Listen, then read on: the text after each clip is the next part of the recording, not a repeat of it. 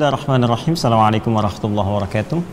Alhamdulillahirrabbilalamin. Wassalatu wassalamu ala rasulillahil karim Sayyidina Muhammadin wa ala alihi wa sahbihi wa ummatihi ila yaumiddin wa ba'd. Fa ya ahbaballahi wa ahbaba rasulihi sallallahu alaihi wasallam, usi nafsi wa iyyakum bitaqwallahi faqad fazal muttaqun. Fala tamutunna illa wa antum muslimun. Faqala ta'ala ya ayyuhalladzina amanu taqullaha haqqa tuqatih wa la tamutunna illa wa antum muslimun. Saudara-saudariku dimanapun Anda berada, Alhamdulillah kita berjumpa kembali dalam kajian Madrasah Al-Imam Al-Bukhari. Masya Allah, tanpa terasa kita sudah 20 hari menunaikan ibadah siam Ramadan. Sekarang hari ke-20 dan tinggal ada beberapa titian hari ke depan tersisa Ramadan untuk kita. Semoga bisa maksimal kita beribadah di dalamnya. Dan tentunya kita bermohon pada Allah Subhanahu wa Ta'ala, semoga seluruh ibadah, salat, rukuk, sujud, puasa kita, dan tentunya juga doa-doa kita berkenan diterima oleh Allah Subhanahu wa Ta'ala, dikabulkan dengan pengabulan terbaik insyaallah. Edisi kali ini kita akan membahas spesifik terkait dengan situasi-situasi yang dialami ketika menunaikan siam, khususnya di bulan Ramadan seperti saat ini. Seringkali ada pertanyaan-pertanyaan yang masuk dari saudara-saudari kita tentang kondisi sementara mukmin atau insan beriman yang dengan kondisi itu tidak memungkinkan menunaikan ibadah siam, baik itu yang mengkhususkan kondisinya kepada para akhwat muslimat seperti haid dan semisalnya, atau nifas dan sejenisnya, atau juga yang sakit dengan uzur sakitnya tidak mungkin menunaikan ibadah siam, atau juga dalam perjalanan yang merubah zona waktu tertentu sehingga menunaikan ibadah siam terasa sulit ya untuk dilaksanakan. Ada hadis spesifik yang kita bisa dapati di sini, beberapa bagian yang insya Allah akan bermanfaat untuk kita, masih dalam pembahasan kitab Shaum. Ya, tema yang ke-30 dari 97 tema dalam kitab Sahih Al-Bukhari, dan di sini kita akan masuk melompat sejenak dari pembahasan lalu ke bab yang ke-41. Ya, bab ke-41. Langsung saja kita coba bacakan teman-teman sekalian. Bismillahirrahmanirrahim. Babul haidhi tatruku shauma was-salata. Insyaallah, babul haidhi, bab yang membahas tentang perempuan yang tengah haid. Ini penting sekali saya uraikan untuk pengetahuan ya dari segi bahasa, sekedar kita berbagi. Bila ada kata yang dikhususkan pada satu kejadian yang dialami hanya sekelompok orang saja, ya, misal hanya perempuan yang mengalami, laki-laki tidak, atau sebaliknya, maka katanya itu akan diberikan sebuah diksi yang khusus, istilah yang khusus, yang terbebas dari sifat-sifat ya, yang memang kata ini hanya khusus untuk golongan itu saja. Jadi dia nggak disifati mu'annats, nggak disifati turunan lain, hanya kata dasarnya saja, ya, yang asalnya saja. Nah, sedangkan dalam bahasa Arab asal itu dari mudzakkar. Ya, karena itu saya pernah katakan bahwa mudzakkar itu sesuatu kata yang fungsinya luas, objektif, gitu kan? Dia tidak kata asal yang tidak bercabang, tidak berkembang. Kalau dia bercabang, dia berkembang, berpotensi kemudian berubah menjadi banyak, ya, atau darinya ada turunan-turunan, maka menjadi mu'annats. Ya, karena itu perempuan kenapa kemudian dimasukkan dalam kategori mu'annats? Karena perempuan bisa mengandung, melahirkan, dan itu masuk dalam kategori berkembang. Ya, sedangkan laki-laki kenapa mudzakkar? Ya, karena dia tidak melahirkan, ya, tidak mengandung, tidak ada berkembang dari pribadinya, dari tubuhnya. Karena itu masuk kategori apa? Mudzakkar. Namun demikian jangan diartikan kalau mudzakkar laki-laki, perempuan mu'annats, tidak. Ini laki-laki dan perempuan masuk dalam ranah tadi, ya, dalam terminologi umumnya. Sehingga yang terkait dengan kata ganti mengacu kepada Allah pun itu menggunakan mudzakkar, huwa. Ya, huwallahu la ilaha illa wal hayyul qayyum. Ya, Allahu la ilaha illa huwal hayyul qayyum. Wallahu la ilaha illa huwa. Qul huwallahu ahad. Kenapa menggunakan huwa? Ingin memberikan kesan bahwa Allah tidak berkembang, Allah tidak berketurunan, Allah tidak beranak, tidak diperanakan, lam yalid wa lam yulad. Ya, jadi kalau ada yang bertanya kenapa Allah menggunakan mudzakkar, kembalikan ke fungsi asal. Mudzakkar bukan laki-laki, ya, mudzakkar bukan menunjuk pada jenis tertentu, gender tertentu, tapi lebih menunjuk kepada asal sesuatu yang tidak berkembang, yang tidak berketurunan, dan seterusnya. Nah, kalau ditemukan kasus khusus ya, seperti misalnya perempuan itu ada siklus haid yang tidak dimiliki laki-laki. Ya, seringkali diistilahkan dengan bahasa lembut, saya datang bulan. Ya, laki-laki tidak, dan tidak usah mencari yang lain. Kalau perempuan datang bulan, maka laki-laki datang matahari misalnya, nggak usah juga begitu, ya. Jadi ini istilah terminologi khusus untuk perempuan saja. Karena ini dikhususkan untuk perempuan, maka katanya pun spesifik diberikan dan tidak perlu diberikan mu'annats lagi. Ya, maka di sini langsung menggunakan kata haid. Ya, hadha, ya, hudu, ya, kemudian sifatnya haid, orangnya disebut dengan haid. Jadi perempuan haid, hiya imra'atun haid, nggak perlu kita tambahkan tak lagi menjadi haidah misalnya kan. Ya, karena nggak ada haid untuk mudzakkar dalam konteks untuk laki-laki, tidak. Tapi haid di sini adalah kata spesifik yang diberikan kepada satu keadaan yang dialami satu peristiwa oleh perempuan saja. Seperti hamil misalnya kan, perempuan ini sedang hamil, nggak usah disebut hamilah, ya. Jadi hamil dalam konteks dia mengandung, dalam arti mengandung yang fisikal, kecuali kalau dia sifatnya majas atau kiasan, ya. Misalnya dia sedang membawa sesuatu di luar konteks kandungan, ya. Misalnya, maaf, di bahasa Arab itu kalau ada seseorang misalnya sedang provokasi itu kayak manas-manasin kan. Nah, di Arab itu ada peribahasanya sampai nanti masuk ke dalam redaksi Al-Quran. Dari redaksi Quran ini jadi kemudian istilah di masyarakat, ya, hammalah. Jadi ada hamilatun, asalnya hamilatul hatab, kalau terus-terusan disebut hammalah, yang terus-terusan, hammalatul hatab. Ya, seperti istrinya Abu Lahab ketika turun surah Al-Lahab, ya, tabat yada abi lahabi wa tab ma aghna anhu maluhu wa ma kasab sayasla naran dzata lahab wa imra'atuhu hammalatul khatab, ya, wa imra'atuhu hammalatul khatab. Hammalah, ya, itu yang membawa, ya. Asalnya apa? Kenapa menggunakan ta? Karena di sini bisa hammal untuk laki-laki, hammalah untuk perempuan. Ya, dalam konteks apa? Bukan mengandung, bukan berkembang, tapi dalam konteks membawa sesuatu untuk diprovokasi, ya, atau membawa benda boleh, ya. Huwa hammalul kitab, dia sedang membawa buku misalnya kan. Nah, kalau perempuan hammalatul kitab, ya, dia sedang membawa buku, ya, atau hamilatul kitab, pembawa buku. Tapi dalam konteks mengandung cukup hamil, ya, mengandung dalam konteks anak. Nah, ini jadi saya terangkan di sini kenapa kalau ada yang bertanya, Ustaz, kenapa bukan haidah? Ya, maka kita jawab karena diksinya khusus menunjukkan hal yang dialami perempuan dan tidak laki-laki. Jelas, ya? Babul haid. Bab ini, ya, dalam kitab Siyam akan membahas tentang pertama, ya, perempuan yang tengah tiba masa haidnya, tatrukus shauma was shalah, yang akan meninggalkan, ya, karena rukhsahnya keadaan haid ini, maka dia akan meninggalkan kewajiban puasa dan sholatnya. Nah, dari judul ini Imam Al-Bukhari itu, beliau tuh faqih, ya, Masya Allah gitu, ya, faqih fil lughah, faqih fil ahkam, jadi mengerti dalam bahasa bagaimana menempatkan termasuk dalam hukum, ya. Jadi dari segi babnya saja, karena ini beliau konsekuensi dari penamaannya sendiri yang beliau katakan al-jami', ya kan, al-sahih al-musnad, ya. Jadi begitu beliau mengatakan ini, ya, al-jami' al-musnad, jadi begitu menuliskan kata musnad, ya, musnad di sini al-jami, bab yang sifatnya luas, komprehensif, al-musnad yang tersambung, kemudian runtutan riwayatnya kepada Nabi sallallahu alaihi wasallam, kemudian as-sahih diteliti validitasnya, semua dipastikan sahih, al-mukhtasar ringkas, ya, yang tidak bertele-tele. Jadi karena beliau ingin memberikan konsistensi dalam penyantuman di judul depannya bahwa ini adalah singkat, tidak terlampau luas, sehingga mudah untuk kita pahami, gampang untuk kita teliti dan kita amalkan, maka dari itu beliau memilih kalimat-kalimat yang mengandung makna syarah atau penjelasan, ya, termasuk di dalam bab juga. Jadi ketika beliau mengatakan di sini babul haidhi, bab ini menerangkan tentang perempuan yang tengah haid, tatrukus shauma was salata, dengan yang dengan haidnya itu dia meninggalkan, ya, kewajiban puasa dan sholatnya, kewajiban puasa dan sholatnya selama masa haid itu. Jadi ini memberikan kesan kepada kita, satu kesan fikih, ya, kesan fikih yang dimaksudkan adalah perempuan yang tengah haid. Di sini ada keterangan-keterangan dari Nabi sallallahu alaihi wasallam tersambung kepada keterangan Rasulullah bahwa yang haid itu maka dia tidak menunaikan kewajiban puasanya Ramadan dalam konteks ibadah Ramadan, ya, pun demikian dalam puasa sunnahnya, gitu. Maka dia tidak perlu berpuasa karena haidnya, ya, dalam keadaan dia belum suci, pun demikian dalam keadaan dia sholat pun dia tidak menunaikan sholatnya. Jadi ini fix, ya, kondisi ini yang disampaikan, karena nanti kita lihat ada perdebatan seputar nanti bab di qadha, nanti kita akan bacakan, ya, kita akan bacakan.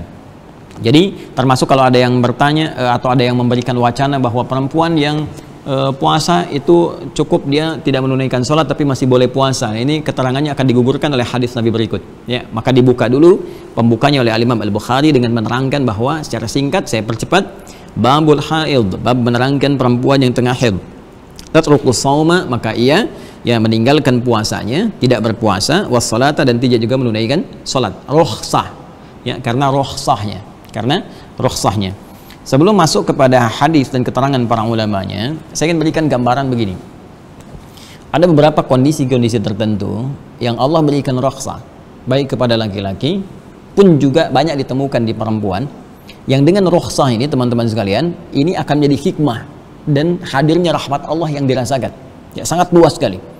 Ya, saya beri contoh dalam kasusnya haid ini misalnya. Kenapa perempuan di sini ada tidak salat, tidak puasa gitu kan? Dalam konteks dia tidak stabil.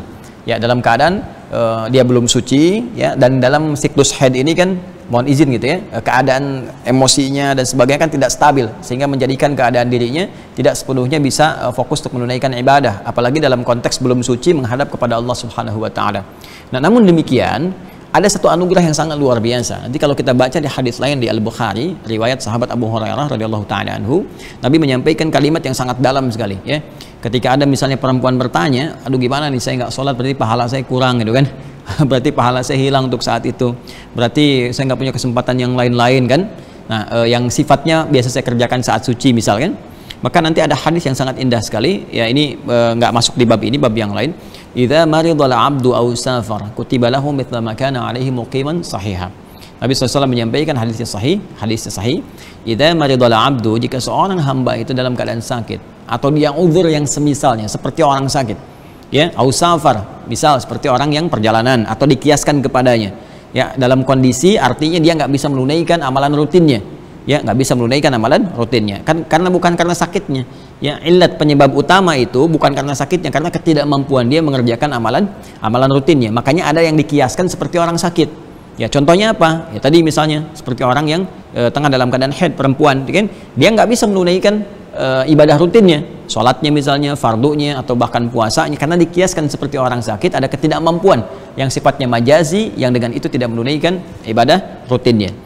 Maka kutiba lahu mithla ma kana 'alaihi muqiman sahihan. Ya, kalau dia saat sehatnya, saat dalam keadaan mukimnya. Kalau yang safar tadi dalam keadaan mukim sebelum dia safar. Misalnya ada kondisi harus terbang, misalkan dinas ke Amerika atau ke Eropa kah, misalkan, atau bahkan ke Timur Tengah kan. Kan nggak setiap waktu dinas. Ada posisi dia mukim di Indonesia.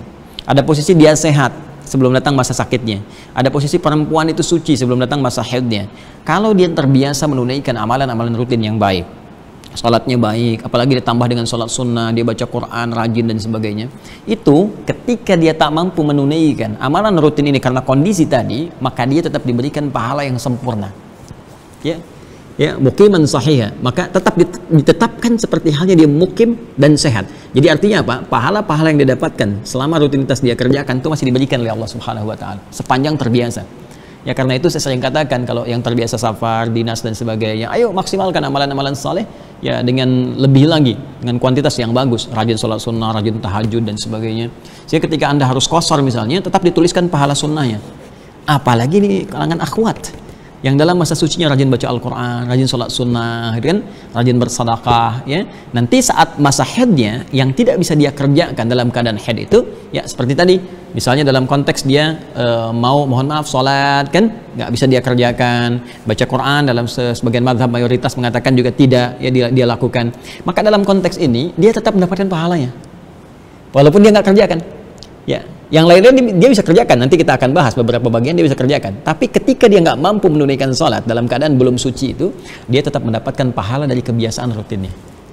Maka dari itu saya katakan, seringkali saya tegaskan bahwa rugi seorang perempuan ya yang masih dalam masa-masa dia produktifnya, artinya dia masih haid gitu kan, masih suci, haid lagi, suci lagi gitu kan. Kalau dia nggak maksimalkan masa sucinya untuk beramal saleh, dia tingkatkan rugi. Karena kalau tiba masa monofosnya itu sama aja dengan laki-laki nanti, karena nggak ada lagi masa haid di situ, terus saja berjalan, ya. Maka dimanfaatkan ini, Allah sangat menyayangi di antara hamba-hambanya dengan memberikan kehususan-kehususan tertentu. Ya, laki-laki punya kehususan, perempuan pun saking rahmannya Allah, udah dalam keadaan kamu masih haid, ya emosinya kadang-kadang nggak stabil, banyak lelahnya dan sebagainya, nggak usah ibadah dulu, istirahat dulu, nanti ini yang bisa kamu kerjakan. Rahman Allah, tapi saat yang bersamaan pahala tetap mengalir. Jelas kan? Ya, walaupun terasa, oh ini saya kurang gitu kan, nanti akan ada redaksi hadisnya. Ya, bagi perempuan akan terasa seperti kurang menunaikan bagian dari agamanya gitu kan, kita lihat. Tapi nanti ada kelengkapan lain yang Allah berikan sebagai anugerah. Ya. Bismillah. Wa qala Abu Zinad, sebelum kita bahas kepada hadisnya, kita lihat seperti saya terangkan di pertemuan yang lalu, senantiasa dihadirkan komentar ulama kalau dibutuhkan di sini. Wa qala Abu Zinad, dan Abu Zinad menyampaikan, Allah yarhamalehi, semoga Allah rahmati beliau, inna sunana wa wujuhal haqqi, ya sungguh beberapa ragam sunnah itu, beberapa ragam sunnah dalam syariat, ya bisa nanti sunnah itu punya arti dua. Sunnah itu bisa jadi jalan hidup, Ya, nikah sunnati, nikah itu jalan hidupku kata Nabi. Karena ada orang mengatakan sahabat Nabi yang saking pengen semangat beragamanya, pengen diisi hidup sisa hidupnya untuk ibadah kepada Allah dalam konteks ritual kan. Jadi dia menetapkan kepada dirinya, saya nggak pengen menikah supaya saya fokus saja di ibadah-ibadah itu. Maka Nabi katakan, ya nikah sunnati, faman raghiba an sunnati falaysa minni. Nikah itu jalan hidupku. Ya, jadi jangan jadikan engkau itu ingin ibadah tapi juga tidak menyukai atau menafikan ya jalan hidup Nabi sallallahu alaihi wasallam, termasuk yang kemudian disunahkan dalam Al-Qur'an menjadi sesuatu yang bernilai ibadah dan banyak nilai-nilai kebaikan di dalamnya. Faman raghiba an sunnati, siapa yang enggak senang dengan sunnahku falaysa minni, dia bukan golonganku katanya. Yang enggak ikut kemudian jalan hidup Nabi sallallahu alaihi wasallam itu bermasalah. Jadi ada yang dimaksud dengan sunnah itu jalan hidup dalam konteks yang umum. Ya huwa taba sunnatah, ya orang ini mengikuti jalan hidupnya dia, gitu kan? Ittaba'a at-tilmidh sunnata syaikhihi, ya guru itu mengikuti jalan murid itu mengikuti jalan hidup gurunya. Nah, itu pengertian pertama sunnah. Yang kedua bisa diartikan adalah dalam konteks fikih. Ya, dalam konteks fikih dalam arti sesuatu yang dikerjakan mendapatkan pahala dari Allah Subhanahu wa taala, dan bila pun tak mampu mengerjakan karena uzur tertentu maka tidak mengandung hukum dosa di dalamnya. Ya, kita dapati ada yang sifatnya sholat sunnah, misalnya qobliyah zuhur, tadi barusan ba'diyah zuhur, dan ada puasa sunnah, Senin Kamis, Ayyamul Bid dan sebagainya, ya, itu mengandung hukum fikih. Nah, di sini yang dimaksudkan kaitan-kaitan dengan konteks syariat, artinya masuk bab fikih yang mengandung konsekuensi hukum dan pahala ataupun dosa bila memang sengaja menafikannya. Innas sunana, sungguh di antara ragam sunnah itu, ya kan? Wa wujuhal haqqi, dan ragam-ragam kebenaran dalam syariat itu artinya dari dalil, dari fleksibilitas, kemudian perintah, larangan, kan ada yang sifatnya ragam. Ya, seperti saya beri contoh, bismillah itu kan bisa dibaca 4, ada ragam 4 bacaan. Bismillah dalam Al-Fatihah bisa dijaharkan, disirkan, nggak dibaca sama sekali. Rakaat pertama dibaca, selanjutnya tidak. Ya, kemudian takbir, ada yang begini, ya kan, sejajar dengan bahu yang pernah saya sampaikan, ada yang sejajar dengan daun telinga di sini. Ya, ada yang kemudian mau sujud pakai telapak tangan dulu, ada yang pakai lutut dulu, gitu kan. Nah, itu ada ragam di sini, ada ragam. Ada kunut kan, ada yang kunut, ada yang tidak, ada yang nazilah, gitu kan. Ah, la ta'ti katsiran ala khilaf ra'yi, itu biasanya menghadirkan ragam pendapat yang satu dengan yang lain bisa berbeda. Nah, itu biasa. Dan perbedaan ini ingat dasarnya adalah fleksibilitas, ya, kemudahan bagi hamba untuk menunaikannya. Jadi ada dua sebab. Satu, bisa jadi sebabnya karena faktor kemudahan bagi hamba untuk menunaikan, karena tidak semua hamba bisa menunaikan dengan cara yang sama. Nanti di fikih ikhtilaf kita belajar dulu, kita sampaikan di Ar-Rahman di Bandung, ya, dalam masa-masa normal. Mudah-mudahan Allah berikan kesenjangan kepada kita, senjang waktu maksudnya, ya, bukan kesenjangan ya, ini interaksi, waktu kepada kita ke lapangan, yang kita bisa kembali memulai kajian dengan baik, ya, dalam situasi yang normal untuk kita insya Allah. Nah, jadi ada yang sifatnya nanti khilaf itu teman-teman sekalian, ada yang sifatnya kemudahan karena tidak semua hamba bisa menunaikan dengan cara yang sama. Ada yang bacaan, ada yang gerakan. Seperti bacaan Al-Quran sendiri kan ragamnya ada 7 qiraat, kemudian yang qiraat itu dibagi lagi nanti 7 itu mutawatir, sepakat dibaca Al-Quran, dibaca dalam salat. Ada yang masyhur, tambahannya 3, kemudian ada yang syadz, ya, yang tidak dibacakan dalam Quran apalagi dalam salat, gitu kan, tapi dia boleh jadikan bagian dari penafsiran. Nah, jadi ini kita lihat saja nanti ragamnya, bisa ada yang imalah pakai ya, kita wadduha yang riwayat Asim, ya, kemudian hafaz dari Asim, kemudian ada yang pakai imalah wadduha, ya, seperti Waras misalnya dari Nafi, atau Khalad dan Khalaf dari Hamzah, ya, itu ragam, ya, karena ternyata diduga ditelusuri nggak semua orang-orang Arab bisa melafadzkan dengan cara yang sama, atau terkait dengan kejadian tertentu, ya, kejadian yang melahirkan hikmah, seperti kasusnya Bismillahirrahmanirrahim, yang mulanya dari Alhamdulillahirrabbilalamin Ar-Rahmanirrahim. Ibnu Abbas radhiyallahu ta'ala anhuma bertanya kepada Rasulullah SAW, ya Rasulullah, tidakkah Allah menurunkan satu ayat untuk membatasi, ya, antara surah itu sehingga orang kemudian hari tidak mengesan atau tidak terkesan baginya, ya, membaca ayat ini bersambung satu dengan yang lainnya dan dia nggak bisa bedakan. Ya, kalau sahabat Nabi tahu ini turun surat ini surat ini, tapi kalau nggak ada batas, khawatirnya nanti ya nggak paham umat kemudian seperti kita saat ini. Tahu-tahu qul huwallahu nyambung qul a'udzu birabbil falaq, dan seterusnya. Karena itu di sini, maka setelah pertanyaan itu tiba, turunlah kemudian Bismillahirrahmanirrahim. Maka setiap surah itu ada Bismillahirrahmanirrahim, ya, kecuali surah Al-Bara'ah, surah At-Taubah. Karena itu terkait dengan peperangan, kan? Sedangkan Bismillahirrahmanirrahim mengandung nilai kasih, nilai sayang. Dalam peperangan nggak ada kasih, nggak ada sayang. Saya sering katakan nggak ada orang nembak pakai sayang. Izin nembak, dor, ya, sakit nggak? Maaf ya sayang, nggak ada. Nembak ya nembak, gitu kan? Bom yang ngebom. Nah, jadi itu kondisinya. Tapi demikian tetap jumlah Bismillahirrahmanirrahim 114 dalam Al-Quran. Ya, yang di situ nanti akan ditemukan di Quran surah An-Naml surah ke-27 ayat 30. Wa innahu min Sulaimana wa innahu bismillahirrahmanirrahim. Jadi Al-Fatihah ada bismillahirrahmanirrahim, Al-Baqarah ada bismillahirrahmanirrahim, Ali Imran masuk ke Ali Imran ada bismillahirrahmanirrahim, demikian seterusnya sampai ke An-Nas, kecuali di At-Taubah nanti para ulama mengatakan yang di situ tergantikan di An-Naml ayat ke-30. Ya, namun demikian ketika kasus Al-Fatihah dibacakan dalam salat ataupun yang lainnya, Nabi membacakan dengan 4 cara. Ya, sebelum peristiwa kejadian tadi Nabi bacakan dengan Alhamdulillahirabbil alamin tanpa bismillahirrahmanirrahim. Setelah itu terjadi Nabi bacakan kadang dengan jahar bismillahirrahmanirrahim Alhamdulillahirabbil alamin, atau kadang Nabi sirkan kemudian ya, lalu setelah itu langsung Alhamdulillahirabbil alamin, atau dibacakan kata Abu Hurairah dibacakan pertama rakaat pertama bismillahirrahmanirrahim jahar, selanjutnya beliau nggak bacakan kembali. Jadi di sini ada kasus terkait dengan turunnya akan hikmah sesuatu. Ya, itu pilihan kepada kita. Ya, pilihan. Nah, di sini dikatakan, penting saya katakan la ta'ti katsiran ya ala khilaf ra'i. Maka di sini boleh jadi ada beberapa ragam pandangan untuk kemudahan kita memilih. Dalam konteks ini nggak boleh saling menyalahkan. Nah, jadi kalau kita temukan misalnya ini ragam si A begini, si B begini, nggak boleh kita katakan si fulan salah, si ini begini, ya kan? Harus kita di sini bijak dan memahami. Kalau orang paham pasti mengerti, oh dia pakai itu dalilnya ini. Ya, termasuk misalnya yang kunut, oh dia kunut dalilnya ini, oh dia nggak kunut dalilnya ini. Mengerti. Kalau itu bisa kita terapkan, itu indah insya Allah.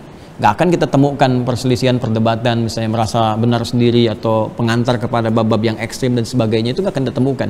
Ya, dan paham. Makanya fikih ikhtilaf itu penting. Yang repot itu adalah merasa misalnya yang dia kerjakan benar, yang lain salah semua. Itu repot. Ya, itu repot. Sepanjang memang ada di sini fleksibilitas dalam dalil syariat. Kalau yang jelas salah dari bab usul ya jelas salah, nggak bisa kita tepikan. Ya, bagaimana pandangan kamu terhadap keesaan Allah? Terdapat perbedaan pendapat, nggak ada beda pendapat di situ, John. Ya, semua sama. Ya, kalau mengatakan beda pendapat di situ yang error. Ya, jadi kita kembali ke sini. Termasuk di sini kenapa disampaikan demikian oleh Abu Zinad rahimahullah? Karena nanti fama yajidul muslimuna buddan min ittiba'iha ya min dzalika annal haidha taqdi as-siyam wa la taqdi as-shalah wa la taqdi as-salah. Jadi di sini terdapat ragam di antara pendapat itu, teman-teman sekalian. Ada sebetulnya yang sudah pasti, yang mayoritas yang memahami.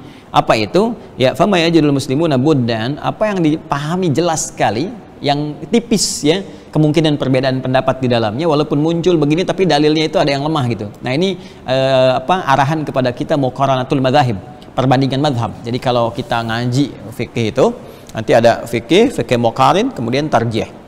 Ya, kalau di Muhammadiyah itu ada majlis tarjih, kalau di NU ada bahsul masail ya. Jadi nanti biasanya yang bagus tuh di antara ulama itu yang menampilkan Syekh Ali As-Sabuni yang kemarin meninggal, Allah yarham alaih, yaitu punya kitab Rawa'iul Bayan fi Tafsir Ayatil Ahkam. Ya, Rawa'iul Bayan fi Tafsir Ayatil Ahkam, sering disingkat dengan tafsir ayat ahkam. Itu tampilan beliau itu kalau ada ayat-ayat hukum, setelah itu mufradat dulu apa maknanya, setelah itu makna ijmali, makna umumnya apa, setelah itu pendapat dari mazhab para ulama. Ya, nanti misalnya mazhab Abu Hanifah menyikapi ini apa berdasar dalil dari Nabi yang ditemukan oleh mazhab Abu Hanifah, dalilnya apa. Kemudian dari mazhab Maliki apa, mazhab Syafi'i apa, Hambali apa. Ini mazhab itu bukan kelompok ya, tapi pemahaman terhadap dalil Nabi, hadis dari Nabi, menyimpulkan ada perbedaan di sini, ada klasifikasi kemudahan, yang dipilih apa, dalilnya apa. Nanti setelah itu dibandingkan. Ya, namanya muqarin, fiqhul muqarin, dibandingkan. Nah, dari kekuatan dalilnya ditimbang, nanti ditemukan yang paling kuat, tarjih namanya. Ya, wal qaul rajih kita apapun pendapat yang paling kuat ini. Tapi juga misalnya kita dalam konteks yang kalau dalil yang lain kuat tidak menafikan, tapi kalau dalil yang lain sangat lemah sekali itu ditepikan, yang ini yang diambil. Nah, dalam kasus ini ada beberapa pandangan dari segelintir kecil gitu kan, yang itu sebetulnya tidak kuat dalilnya, bahwa perempuan yang haid itu tidak perlu mengqadha di sini puasanya ya, karena qadha salat pun tidak dilakukan. Ya, qadha salat tidak dilakukan dalam konteks lain. Padahal di sini Al-Imam Al-Bukhari tidak demikian. Ini cenderung nanti ke mazhabnya Al-Imam Asy-Syafi'i, dan di situ juga ada kekuatan-kekuatan ya. Apa yang dimaksudkan di sini? Yang dimaksudkan adalah ya, fama yajidul muslimuna buddan, maka apapun yang didapatkan oleh orang-orang Islam itu buddan yang sudah jelas menitibaiha untuk diikuti ya, maka tidak perlu lagi menyoal pendapat ini pendapat itu, karena ini jelas persoalannya. Min dzalika, di antara persoalan itu annal haidha, bahwa perempuan yang haid itu taqdis siyama, kan dia mengqadha, awas hati-hati, dia mengqadha puasanya, wala taqdis salata, dan tidak perlu kemudian mengqadha salatnya dalam kondisi dia sedang haid. Ya, kondisi sedang haid. Jadi yang tadi saya maksudkan tidak qada salat, tidak qada tidak qada puasa itu ada pendapat yang mengatakan perempuan untuk haid. Jadi bukan kondisi umum ya. Khusus perempuan yang haid itu, saya ulang ya, awas jangan salah paham terus jangan terpotong juga videonya. Jadi pembahasan tentang perempuan haid, jadi konteksnya di perempuan haid. Jadi ada pendapat mengatakan perempuan haid dia tidak perlu mengqada puasanya karena dia pun nggak mengqada salat. Nah, maka ini dipandang lemah oleh para ulama. Pendapat ini bukan pendapat-pendapat masyhur, pendapat-pendapat yang rajih, yang kuat ya, karena ini segelintir-gelintir tanpa dalil. Ya, kenapa? Karena dikalahkan ini dari Al-Qur'an. Dalil Al-Qur'an mengatakan Al-Baqarah 184 ayyaman ma'dudat. Faman kana minkum maridan aw 'ala safarin fa'iddatun min ayyamin ukhar. Jadi kalau dia sakit, kemudian kalau dia safar atau yang dikiaskan kepada sakit seperti tadi yang saya sampaikan, perempuan uzur ya kena dia ada masa haidnya nggak bisa menunaikan puasa seperti orang sakit yang nggak puasa, itu maksudnya kiasnya ke situ. Sebab dia bisa berbeda tapi persamaannya dia sama-sama nggak bisa puasa. Maka kata Al-Qur'an fa'iddatum min ayyamin ukhar, dia tunaikan qada puasanya itu di waktu yang lain. Adapun saat haid dia tidak sholat, dia nggak perlu qada. Jelas ya, dia nggak perlu qada. Ini untuk perempuan haid. Nah, di sini ada juga yang bisa kita pelajari. Artinya kalau perempuan ini tidak haid dan sempat misalnya meninggalkan puasa, sempat meninggalkan sholat dan sebagainya, maka terbuka kemungkinan dia untuk qada. Makanya di mazhab Syafi'i, Imam Al-Bukhari kan Syafi'i, ya, pengikut Al-Imam Asy-Syafi'i dalam konteks berpendapat mengikuti dalil yang dibawa oleh Al-Imam Asy-Syafi'i. Artinya di luar orang-orang yang haid, ya, perempuan biasa atau laki-laki misalnya, ya, yang dia sengaja misalnya pernah menunaikan pernah mengabaikan sholat ya dalam hidupnya atau pernah nggak puasa, maka di situ dia coba lihat berapa kali dia nggak menunaikannya selama hidupnya, dia coba cicil. Makanya di mazhab Syafi'i ada qada sholat selain qada puasa. Ya, qada sholat itu ada yang sifatnya karena lupa, ada yang sifatnya tertinggalkan. Ya, qada lupa tuh itu udah jelas sepakat semua ulama. Artinya kalau Anda ketiduran atau lupa sholat pada waktu ingatnya dia sholat. Ya, pernah ada kejadian saya di Tripoli itu, ada orang lupa sedang puasa, saya ceramah di KBRI, ada buka bersama. Jadi orang ini lupa belum sholat subuh, itu udah mau maghrib saya ceramah. Jadi begitu dia pertanyaan, yaitu kadar Allah ya, digerakkan oleh Allah bertanya, Ustaz, saya ini lupa gitu ya, belum sholat subuh tuh saya bingung, masih ada nggak statusnya kalau udah lewat? Maka saya katakan kemudian, boleh silakan sekarang kerjakan. Jadi dalilnya apa? Saat orang lupa itu saat ingatnya dikerjakan. Nah, maka ini para ulama ada yang memasukkannya dalam bab qada, artinya qada itu mengganti di waktu yang lain, ya, mengganti di waktu yang lain. Kalau ini sepakat para ulama, sepakat. Artinya kalau dia misalnya lupa atau bangun tidurnya kesiangan saat subuh, ya alih-alih jam 4.35 dia tunaikan sholat, dia jam 5.34 baru bangun misalnya kan. Atau misalnya baru bangun itu belum sadar tidur lagi, bangun jam 9. Maka saat bangunnya itu, saat ingatnya tunaikan sholatnya. Dan dia mengganti di waktu itu. Sepakat semua ulama, waktu itulah waktu dia sholat. Ada yang menyebut itu bukan qada, itu memang waktu dia gitu kan. Nah, sedangkan yang dimaksud qada itu adalah dalam kondisi dia pernah melalaikan, dia nggak sholat, kemudian dia ingat lagi dia tobat, ya, terus dia pengen menutup itu yang lalu-lalunya. Maka di sini ada dua pendapat. Mazhab Syafi'i mengatakan boleh dia qada, ya, di waktu dia sadarnya saat itu dikiaskan kepada waktu ingatnya. Karena dulu dia lalai, maka waktu ingatnya itu dia sholat. Ke situ gambarannya. Maka setiap datang maghrib dia sholat maghrib dulu kan. Nah, kemudian dia coba mengganti yang dulunya, dia tunaikan semampu dia. Kemudian juga isya demikian. Ya, ini untuk menunjukkan kesungguhannya dia dalam bertobat kepada Allah sampai dia wafat. Nah, ada juga ulama yang lain berpendapat, ya, kalau dia sudah lewat dengan tobatnya gugur itu semua. Artinya gugur keburukan-keburukan dia, tapi belum tentu menutup kekurangan-kekurangan dia di masa lalu itu dalam konteks meninggalkan hukum-hukum Allah. Ya, bagaimana cara menutupnya? Dengan berbuat lebih banyak kebaikan yang sifatnya sunnah. Jadi kalau masuk maghrib dia sholat maghrib saja. Nanti setelah maghrib dia tingkatkan sholat sunnahnya, malam tingkatkan tahajudnya, tingkatkan sedekahnya. Itu yang dia niatkan untuk menutup kekurangan-kekurangan di masa lalu. Nah, ini perbedaan pendapat ini biasa. Ya, ini yang umum ini tinggal Anda ambil mau yang mana. Bukan dalam kasus haid. Jadi kalau ada di antara kita, alhamdulillah sudah balik lagi, taubat pada Allah, sudah hijrah, dia sholat lagi kan, dia mau puasa. Yang dulu-dulu dia tinggal pilih saja. Ya, dua-duanya tadi benar pendapatnya, mengacu kepada dalil-dalil yang umum disampaikan kepada kita untuk kemudahan kita. Jadi kalau Anda mampu, silahkan seperti Al-Imam Asy-Syafi'i misalnya menunjukkan di mazhab Syafi'i, ya, Anda bisa di waktu-waktu itu Anda mengisi, kemudian niatkan untuk ganti yang dulu-dulu, boleh sah dilakukan, ya. Atau Anda tingkatkan amal soleh saja yang lain yang sunnah-sunnah sifatnya. Yang penting menunjukkan kepada Allah adalah perubahan diri kita. Faman taba wa aslaha. Jadi selalu ada kalimat islah di Quran. Contoh di Al-Maidah ayat 39. Ya, yang menunjuk pada perubahan orang yang biasa korupsi, biasa nyuri. Ya, ayat 38-nya kan tentang pencuri itu. Surat 5 ayat 38 paling kiri sebelah atas. Was-sariqu was-sariqatu faqta'u aydiyahuma jazaa'an bima kasaba nakalan minallah wallahu azizun hakim. Faman taba, ya, faman taba min ba'di dzulmihi wa aslah. Ya, jadi siapa yang bertobat setelah dia berbuat zalim, buat salah itu, kemudian dia memperbaiki dirinya. Nah, dalam konteks memperbaiki diri itu, dia menunjukkan kepada Allah perubahan dirinya. Ya, itu kurang lebih ya. Tapi dalam kasus perempuan yang haid, nggak ada beda pendapat di sini. Kalaupun dikaitkan ke situ nggak nyambung. Ya, kata Al-Imam Al-Bukhari mengutip pendapat Abu Zinad di sini bahwa perempuan haid itu mengqadha ya puasanya, tapi tidak mengqadha salatnya. Jelas ya? Ya, mengqadha puasanya, tapi tidak mengqadha salatnya. Nah, dalam konteks dia haid di sini, kita lihat dulu teman-teman sekalian, apa hadis nabinya. Bismillahirrahmanirrahim. Qala haddatsana Ibnu Abi Maryam, haddatsana Muhammad bin Ja'far, qala haddatsani Zaid an Iyad an Abi Sa'id ya radhiyallahu ta'ala anhu, qala Nabi sallallahu alaihi wasallam, dari Abu Sa'id Al-Khudri ya, biasanya di sini kalau disebutkan Abu Sa'id Al-Khudri, semoga Allah meridai kepada beliau, di antara sahabat Nabi sallallahu alaihi wasallam yang sangat luar biasa meriwayatkan hadis-hadis Nabi, sahabat yang dimuliakan juga oleh Rasulullah sallallahu alaihi wasallam. Beliau menyampaikan qala Nabi sallallahu alaihi wasallam, Nabi sallallahu alaihi wasallam pernah bersabda, "Alaysa idza hadat lam tusalli wa lam tasum fadzalika nuqsanu diniha." Nah, itu dia ya. Alaysa, bukankah perempuan itu idza hadat, jika telah tiba masa haidnya, dia dalam keadaan haid, lam tusalli, jadi dia tidak menunaikan salat. Nah, jelas ya, fix ya, perempuan yang haid tidak menunaikan salat dalam keadaan masa haidnya, dia belum suci. Walam tasum, dan tidak juga puasa. Jadi pendapat yang mengatakan dia cukup nggak salat tetap puasa, nah, itu menyalahi hadis ini. Jelas ya, menyalahi hadis ini. Pun demikian ketika ada yang mengatakan dia qadha, nggak usah qadha karena sholatnya juga nggak diqadha, itu juga salah karena menyalahi keterangan dalam Al-Quran. Jadi perempuan yang dalam keadaan dia sedang haid, dia tidak puasa dengan hadis ini, dia pun juga tidak menunaikan sholat dengan hadis ini, tapi dia mengqadha puasanya, tapi tidak perlu mengqadha sholatnya. Jelas ya? Baik. Kemudian fadzalika nuqsanu diniha, tadi yang dirasakan oleh perempuan itu ada yang merasa kurang gitu kan, tapi itu sebetulnya rukhsah bagi dirinya.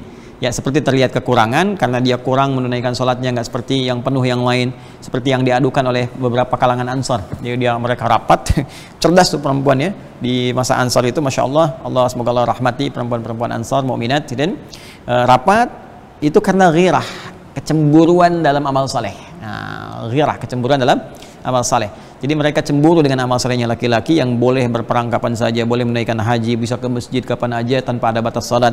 Maka mereka sepakat menunjuk perempuan yang paling cakap dalam menyampaikan informasi kepada Rasulullah, retorikanya bagus. Dia datang kepada Rasulullah, ya Rasulullah sallallahu alaihi wasallam, kan?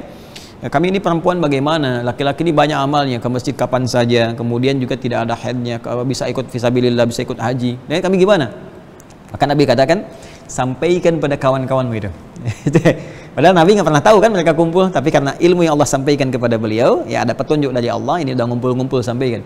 Kata Nabi, sampaikan pada kawan-kawanmu itu apa yang laki-laki kerjakan di luar rumah, maksudnya suami-suami, sepanjang istrinya ridha, mensupport untuk itu, maka apa yang mereka kerjakan di luar rumah, perempuan-perempuan, istri-istri mendapatkan pahala yang sama dengan mereka tanpa dikurangi sedikit pun. Maka gembira perempuan ini pulang sampaikan kepada kawan-kawannya, gembira luar biasa.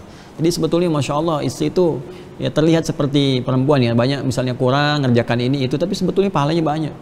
Ya makanya saya sering katakan pada para akhwat, istri-istri ibu rumah tangga gitu kan, itu profesi tertinggi perempuan itu ibu rumah tangga. Itu dahsyat luar biasa gitu, itu sangat luar biasa. Jadi kalau ridha merawat anak-anak misalnya, kemudian menyiapkan hal yang terbaik, itu suaminya berangkat sholat Jumatan, siapin misalnya pakaiannya, parfumnya, dia ridha berangkat ya, dari mencari nafkah dan sebagainya, itu semua yang dikerjakan suami di luar, dia dapat bagian pahalanya. Ya, suami ke masjid, dia di rumah misalnya mengondisikan anak-anak, suami disiapkan, masya Allah, Pak doa ya yang baik, nanti doakan kita. Itu suami keluar kan setiap langkah, yang pernah saya bahas kan di hadis-hadis tempo lalu. Di Al-Bukhari disebutkan, di Abu Daud juga, apalagi gitu kan, ketika seorang berangkat ke masjid, maka langkah pertamanya mengangkat derajat si Allah Subhanahu wa taala, langkah keduanya itu menggugurkan dosa-dosanya. Jadi begitu melangkah begini kan, langkah ini mengangkat derajat, langkah ini menggugurkan dosa-dosa, sepanjang bukan dosa besar. Nanti Allah akan berikan ketenangan. Ya, termasuk persoalan-persoalan rumah tangga gitu kan, mungkin ada khilaf, ada apa sama pasangan, nanti biasanya diberikan kesadaran. Pulang-pulang saling maafan dan sebagainya, itu terjadi. Kemudian nyampe dapat 25 kebaikan, sholat dapat 27 derajat, pahala-pahala lain. I'tikaf tuh jangan diniatkan Ramadan saja. Kata Al-Imam An-Nawawi dalam kitab At-Tibyan, seorang yang masuk masjid, dia berniat i'tikaf, dia berniat sekalian i'tikaf di masjid itu, maka saat duduknya sementara waktu dipandang i'tikaf, punya pahala. Duduk nunggu waktu sholat. Jadi hari-hari biasa juga, termasuk Ramadan, bukan malamnya saja. Ya kalau kita di hari-hari biasa datang sambil nunggu sholat dan sebagainya, itu masuk pahala kalau kita niatkan i'tikaf. Itu istri dapat pahalanya. Ya dapat bagian-bagiannya. Nah ini yang dirasakan kadang-kadang, oh ini nuqsanu diniyah, ini kan merasa misalnya kekurangan dari agamanya, kurang gini, kurang gitu, padahal pahala dia banyak dari sisi yang lain. Nah makanya agama itu mesti ada ilmu, mesti mengerti gitu. Jadi tidak silau dengan dunia yang sementara. Pengen sama kayak laki-laki, pengen begini, ngerasanya kurang. Ya kan perempuan ada sebagian yang begitu. Kayaknya kita nggak lengkap kalau nggak itikaf, pengen kita itikaf begini. Lihat dulu ibu gitu ya. Ya saya kan nggak mungkin bilang Joni kan. Lihat dulu, Joni nggak ada Joniah gitu. Atau Cepiah gitu. Tapi Cepi umum, cepat pikirkan. Ya jangan cuma dihukumi gitu ya. Kalau ada anak-anak yang harus dirawat di rumah, terus jangan dipaksakan bawa bayi, dikasih ASI sambil nangis-nangis, malah repot semua orang gitu kan. Padahal dia punya pahala yang serupa. Ya kalau suaminya pergi berangkat dia support, itu pahala dapat semua. Ya masya Allah gitu, nggak kerja dapat uang belanja, terus nggak ke masjid dapat juga bagian dari pahala itu. Nah itu ilmu, itu pentingnya ilmu di situ. Ya kecuali kalau misalnya ada kondisi tertentu, anak-anak sudah bilang dewasa, terus ini juga berangkat di rumah misalnya sendirian atau apa, terus ada saf perempuan di masjidnya, boleh sah-sah seperti itu. Ya sah-sah saja. Nah ini teman-teman sekalian, kemudian di sini bisa mengerjakan amalan-amalan lain seperti yang sakit juga yang nggak memungkinkan puasa misalnya kan. Tapi kalau yang sakit bukan yang haid masih bisa sholat, ya bisa sholat. Ya kalau haid ini kan dia nggak bisa sholat, ya dan terbatas sekali bersentuhan dengan Al-Quran juga sangat terbatas, apalagi baca dalam pendapat jumhur ulama. Maka apa yang bisa dikerjakan perempuan yang dalam keadaan haid atau nifas atau semacamnya, dia bisa mengerjakan amalan-amalan lainnya yang utama seperti belajar tajwid, baca tafsir. Ya kalau ini kan dia Quran, menyengaja Quran nggak bisa. Tapi kalau dia misalnya belajar dalam konteks tajwid, hukum-hukum bacaan, boleh. Ya dicontohkan dalam yang lain misalnya kan bacaan lain. Kemudian dia bisa belajar tafsir, boleh. Ya dia bisa belajar sejarah, sirah, dia bisa baca hadis seperti ini, boleh. Banyak. Dan bisa ditargetkan teman-teman sekalian. Ya bagi yang suci, nah ini terutama yang masya Allah nih yang karantina ya, saya sangat bahagia sekali, masya Allah progresnya bagus ya, semangat-semangat. Dan saya yakin ini sebelum 30 hari ada yang sudah 30 juz ya, insya Allah, insya Allah. Nah, jadi kalau dan ada catatan kan suka dikasih saya ya lembarannya progresnya. Nah, nanti akhwat nih ya yang tiba masa haidnya dimanfaatkan baca tafsirnya. Ya, tafsir itu diantara tipsnya. Jadi kalau misalnya pas mau masuk juz 2 misalkan, pas datang masa haidnya, maka baca tafsir juz 2-nya. Juz 2 itu begitu Anda masuk masa suci lagi, Allah akan berikan 2 sampai 3 kali lipat kemudahan menghafalnya. Tuh. Ya, nah, mungkin cara ini belum didapatkan kan? Nah, tapi itu diantara cara selain mendengar, gitu kan, diputarkan terus, dengar, baca, itu insya Allah mempercepat. Ya maka tidak ada halangan bagi Anda sekarang untuk memperbanyak sedekah, kan? Dan banyak berdoa, banyak istighfar, ya, banyak kemudian beramal soleh yang lain seperti tadi, baca bacaan tafsir, baca hadis-hadis Nabi sallallahu alaihi wasallam, belajar tajwid, belajar kebaikan-kebaikan, berkhidmat misalnya di rumah ya, ada suami misalnya, ada anak-anak dan sebagainya, niatkan ibadah karena Allah Subhanahu wa taala. Dan itu tinggi di hadapan Allah Subhanahu wa taala. Begitupun demikian ada amalan-amalan spesifik yang cepat dan pahalanya banyak. Ya seperti nanti ada kasus kita dapatkan, nanti babnya kita bahas ya. Ini malah bab ke-42 nanti kita bahas man mata wa alaihi shaumun ya, siapa yang meninggal dan dia punya kewajiban puasa masih belum selesai misalnya. Atau naikkan nanti di antara walinya, di antara anak keluarganya itu ada yang dianjurkan oleh Nabi.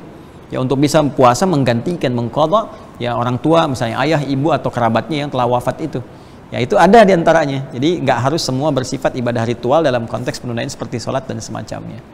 Nah kurang lebih itu teman-teman sekalian yang kita bahas. Jadi kesimpulan cepatnya adalah pertama ya haid, sakit, safar itu bukan aib. Itu bukan aib, tapi rahmat Allah yang dianugerahkan untuk memberikan kemudahan bagi satu hikmah dalam kehidupan yang memang terkondisikan sesuai dengan fitrah hidupnya yang tercipta dari Allah Subhanahu wa taala. Kemudian bagi perempuan haid khususnya, maka dia tidak diperkenankan menunaikan siam, puasa, juga salat. Ya, namun dia kemudian diwajibkan setelah masa sucinya untuk mengqadha ya puasanya dan tidak ada kewajiban qadha salatnya. Ya, dan dia bisa menambah dengan amal-amal soleh yang lainnya. Kedua, kesimpulannya perempuan yang haid bahkan juga yang sakit atau safar, jika dia dalam keadaan sucinya, dalam keadaan mukimnya, dalam keadaan sehatnya, memperbanyak amal-amal solehnya, maka dalam keadaan tadi yang kondisi tertentu amal solehnya tetap diberikan pahalanya sempurna seperti dalam keadaan dia asalnya. Kemudian yang terakhir, dalam kondisi ini ya jangan menganggap bahwa apa yang didapatkan itu sudah sebuah kelemahan, kekurangan, bahwa apa yang dianggap kurang itu sesungguhnya itu rahmat Allah untuk menyempurnakan hal-hal yang lain yang tidak terbayangkan sebelumnya. Saya kira itu yang disampaikan, semoga bermanfaat dan semoga Allah merahmati kita semua. Semoga tetap semangat 10 hari terakhir Ramadan ya, dikuatkan oleh Allah Subhanahu wa taala bisa fokus ibadah, bisa i'tikaf bagi yang memungkinkan di wilayahnya masing-masing, tidak perlu memaksakan diri. Yang penting kita tunjukkan keseriusan ibadah kepada Allah Subhanahu wa taala. Allahumma taqabbal minna innaka antas sami'ul 'alim wa tub 'alaina innaka antat tawwabur rahim. Rabbana atina fid dunya hasanah wa fil akhirati hasanah wa qina adzabannar bi fadlika subhana rabbika rabbil 'izzati 'amma yasifun. Wa salamun 'alal mursalin wa akhiru da'wana subhanakallahumma wa bihamdika asyhadu an la ilaha illa anta astaghfiruka wa atubu ilaik. Assalamualaikum warahmatullahi wabarakatuh. Alhamdulillah.